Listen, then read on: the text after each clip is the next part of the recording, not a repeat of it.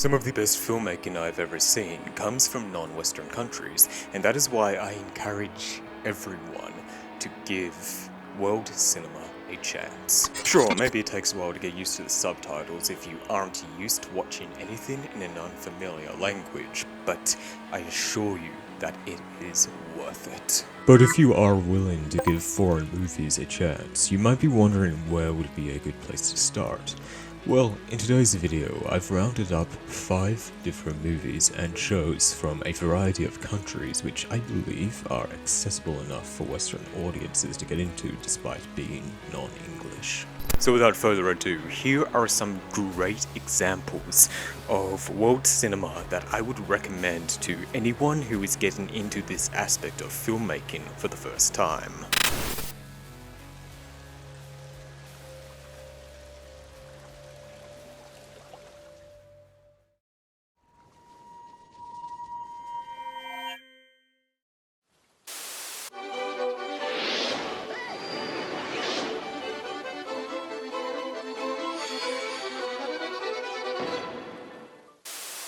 So, let's start off with what's probably the most light-hearted movie on this list, Amelie. Amelie is a 2001 French comedy written by Guillaume Laurent and Jean-Pierre Jeunet, and is also directed by Jeunet. It centers around the story of Amelie, a sheltered waitress living in Paris whose life takes an unexpected turn upon finding a lost treasure that once belonged to the former occupant of her apartment. She embarks on a journey to find the owner and return it to him, an event that alters the trajectory of her life, pushes her to form new connections with the people around her, and ultimately leads to her finding love. Part of the reason why I chose to include this film on this list is because it's a very comedic, heartwarming, quirky, and charming film that is easy for anybody to get into, especially if you aren't used to watching movies in non-English languages. It also has a very great, very unique visual style that you don't see in a lot of mainstream movies. It has great artistic expression, and I overall feel like it's a timeless classic. Oh yeah, and this film is also surprisingly raunchy, or at least it was surprising for me, because I was absolutely not expecting the film to be so explicit when I first watched it, so that kinda adds to the comedy if you're into that sort of thing. But yeah, overall, this movie is very lighthearted, wholesome, and feels authentically genuine. It's hard to dislike this movie because of its good vibes and the positive messages behind its themes. Sure, maybe sometimes it feels overly sentimental, but you still can't go wrong with this movie. Before we continue with the video, I'd just like to say that my debut science fiction novel is out now, link in the description below. Now, on with the rest of the video. Die Frage ist nicht, wer die Kinder entführt hat, sondern wann. Dark. Holy shit. I cannot sing this show's praises enough. If you're going to watch anything on this list, absolutely make it this one, because it's going to blow your goddamn mind. Created by, and I deeply apologize if I mispronounce their names, Baran Boodar and Jante Fries, Dark is a 2017 German Netflix series set in a small town named Winden where children start to mysteriously vanish. Most notably, Mikkel Nielsen, played by Dan Leonard Lieberens. Again, I deeply apologize if I mispronounce their names. Following these disappearances, not only do the dark past and double lives of 4 families living in Winden start to unravel, but protagonist Jonas Kahnwald uncovers a time-traveling conspiracy at the center of all these events, a mystery that spans multiple generations, from the year 1921 all the way through to 2053. Dark is an incredibly complex show with so many unexpected twists, turns, and revelations that it is at its strongest when you know as little about it as possible before diving in. Hell, when I first watched this show, I didn't even know it was a time travel story. Every time you think you understand what's happening. The rug is pulled out from under you, and something happens that just completely recontextualizes the entire show. It is not just the story that is constantly recontextualized with every new piece of information that unravels, it's the characters themselves. The family trees within this show not only span multiple generations, but also time itself. All 4 families involved in this show are interconnected in this tangled web due to people going backwards or forwards in time, having children in the past, present, and future who only end up tangling this web even further once those kids grow up and inevitably get involved in time traveling themselves. The casting for the series is also really great, as not only are all of the actors really great in this show, but the filmmakers did such a good job at casting actors to play the younger and older versions of each character who look and feel almost identical to each other. It actually blows my mind how many actors there are in this show who play the same character and look almost identical to each other. There was even one example of a character, first shown as a somewhat younger man, and then later on as an older man, who I was convinced for quite a while was being played by the same actor, but with makeup to make him look older in the future. Only to find out later, when I was googling this show, that the older version of that character was a completely different actor. Sure, there are some exceptions, some actors who don't really look like their older or younger counterparts, but more often than not, you'll feel completely astounded by how convincing the casting is. Overall, Dark is a story that is so well thought out and written with amazing finesse. This show explores the concepts of so many different types of time-traveling paradoxes that, in the hands of a lesser writer, could easily ruin the story or make the entire show fall apart like a tower of goddamn Jenga blocks. But the writers were so intelligent that despite how confusing all of these overlapping plot elements are on paper, they still make a lot of sense when you're watching the show. The show is still easy to follow, and you can tell that all of these plot threads had so much thought and care put into them. As I said earlier, if you're going to watch at least one thing on this list, make it Dark. It is such a magnificent show that I haven't stopped thinking about ever since I first saw it.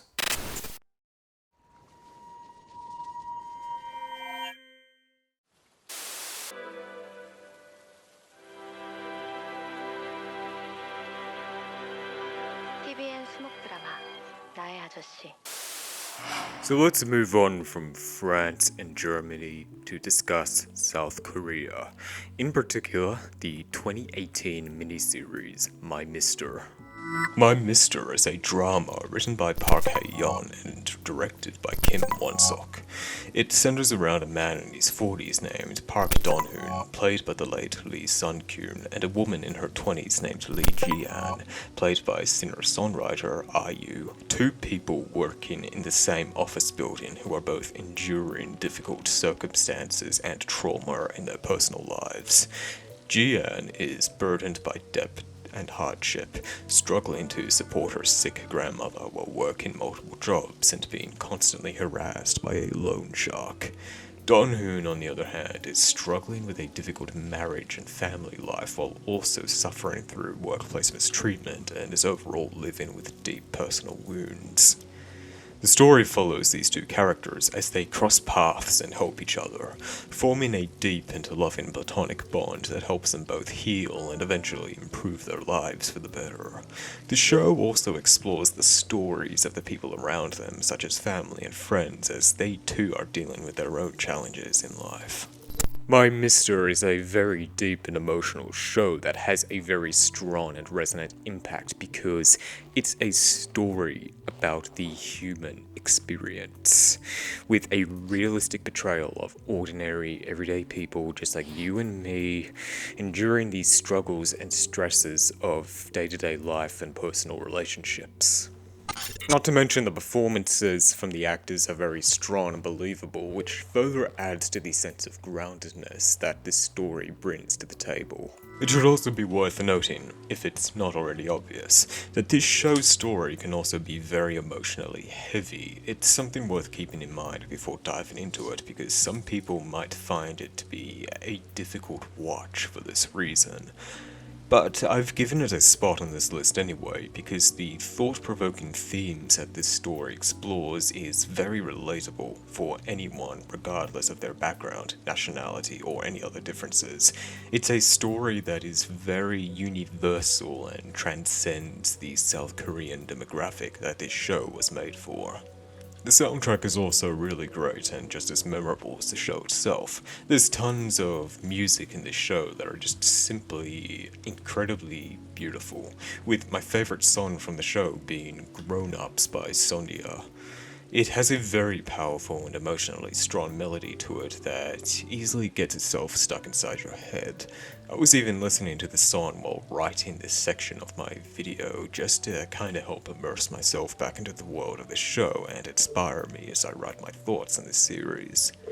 Overall, I would highly recommend giving this show a chance. It's one of the strongest, most emotionally resonant stories on this list, and there are so many aspects to it which I found to be incredibly memorable and still think about to this day. It's a show that's both heartbreaking and heartwarming at the same time. It's also a very bittersweet show, due to not only the story itself, but also due to the tragic death of the real-life actor behind Donhoon, Lee Sun-kyun, who took his own life back in 2023, which hit me very hard, as not only have I struggled with mental health for most of my life, but I've known and loved so many people who have self-harmed or attempted to take their own lives too. So it's a subject that's very important to me, and I sincerely hope that Sun-kyun is at peace now. But anyway, let's move on from this show because there's another South Korean film on this list that I'd like to dive into. A film that was actually one of the very first movies I ever discussed on this YouTube channel.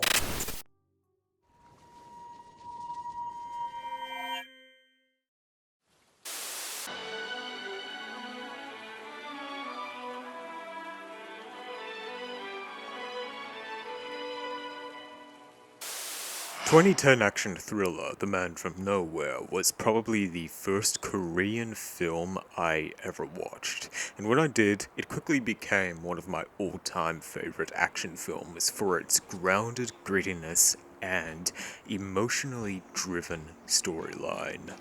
Written and directed by Lee Jun-bom, The Man from Nowhere stars Won Bin as protagonist Cha Tae-sik, a quiet and mysterious pawn shop owner. Nobody knows his past, his origins, where he came from, hence the title of the movie. One of his neighbors is a little girl, Jeon So-mi, played by the late Kinsei, who was being raised by her neglectful addict single mother.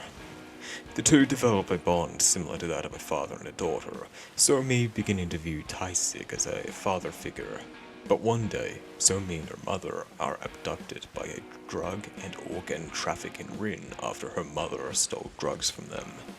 Tae-sik is eventually revealed to be a former Special Forces soldier who disappeared and went off the radar after his wife, who was pregnant with a baby girl, was murdered, revealing that much like how So-mi views Tae-sik as the father she never got to have, in his eyes, she's the daughter he never got to have. Using his violent skill set, Tae-sik embarks on a bloody journey to take down the organ trafficking ring to save So-mi at all costs. The film's strongest aspect is how it takes such a standard, run-of-the-mill story we've seen many times before in other movies such as Taken or Man on Fire, and executes this basic story in such a masterful and emotionally resonant way. The character development between Tae-sik and So-mi is without a doubt the heart and soul of the story, and their bond is what makes this film as special and touching as it is. Hell, it's what makes this movie stand out compared to all of the others out there with a similar premise. The fight scenes in this film are also pretty great. It doesn't do anything new or different compared to other action films, but for what it is, it's serviceable enough. Feels a lot like the original Bourne trilogy, but significantly bloodier, far more brutal. The final fight scene in this movie is the standout. It's a very emotionally charged and epic fight scene with an absolutely killer score. Without a doubt, it's the film's most defining moment. Although this film has become a bittersweet watch for me, personally, as the actress who played Somi, just like Lee Sun-kyun, also took her life in 2025. I remember stumbling across a video of her co-star in this film, Won Bin, at Kinsei-ron's funeral, wiping away tears, and I honestly felt really awful for him. I sincerely hope that Kim Sairon is at peace now, and that someday her loved ones will find peace too. So, if you want to watch an action film with a simple yet emotionally impactful storyline, then definitely check out The Man from Nowhere. It's a film that's definitely worth giving a chance if films like this are up your alley.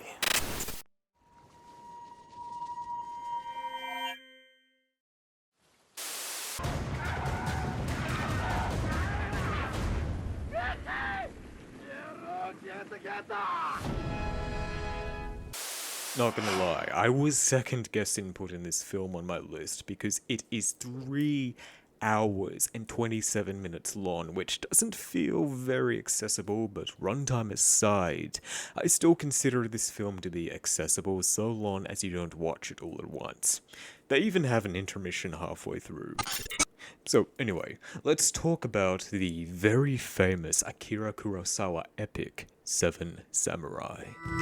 Seven Samurai is a 1954 action epic / period drama that is famous for influencing future films such as westerns due to its narrative structure, cinematic techniques, and overall providing a template of stories about unlikely heroes protecting the weak. The story of Seven Samurai centers around a village who requests the help of veteran samurai, Kanbei Shimada, for protection from bandits that are harassing them. He recruits 6 other samurai to help protect the village, and together they work to teach the townspeople how to defend themselves, before the film ultimately culminates in a giant battle against all 40 bandits. Now, why do I personally recommend this film? Well, besides the fact that this is such a classic and famous samurai movie, it's one that went on to inspire so many other movies in Western culture, with probably the most notable example being the 1960s Western The Magnificent Seven. So it's a movie that, despite being in a foreign language, would feel familiar enough to most English audiences that are familiar with similar stories that were inspired by Seven Samurai. Another film inspired by Seven Samurai is in fact Star Wars.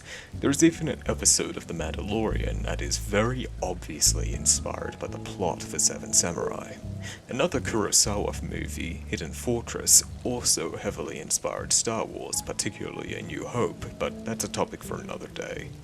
But Seven Samurai's influence on cinema aside, there's many other reasons why you should check out this film. It's an epic samurai drama that's considered to be one of the greatest films in history for a reason, with great character development, strong artistic vision, and thought-provoking themes.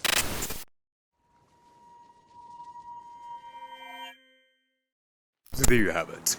That's my list for movies that I think anybody who is new to world cinema should check out. But of course, that's only scratching the tip of the iceberg for great foreign movies and shows for first-timers, and there's not enough time to cover them all in this one video. So, if there are any out there that you would personally recommend, then feel free to sound off in the comments below. If you're interested in seeing more from me, I cover a lot of movies, shows, and video games I'm interested in or feel nostalgic for on this channel, so if that sounds like content you'd be interested in, feel free to subscribe. Social media links are also in the pinned comment and description below. You can find me on Instagram and Facebook where I post regular updates about all my creative projects such as YouTube content, artwork, photography, and updates on my writing work. Oh, and speaking of which, I'm also an author, so if you're interested in reading something new, whether that may be science fiction, fantasy, etc., then feel free to check out my work in the links below. And I might also be releasing my next book later this year, so definitely stay tuned for that. But with all that being said, thank you so much for checking out my video, and hopefully I'll see you again in the next one.